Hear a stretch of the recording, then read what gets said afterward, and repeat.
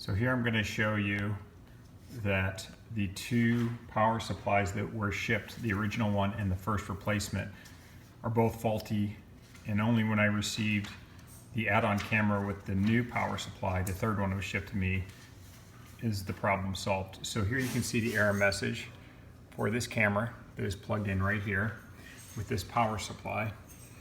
If I take this power supply out and I replace it with this one that I have marked as 531, that's the new one. I plug this in, I plug that in, camera, you'll see now that this camera is now charging.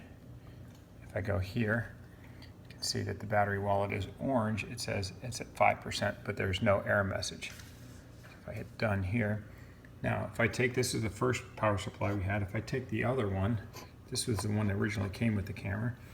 If I unplug this, I take this out, again this is the 531, the new one. I put this one in, and I plug this in, you will see it's plugged into the camera here. That's the new camera. You'll see now that this switched back over. Right? So we'll do it again. Unplug this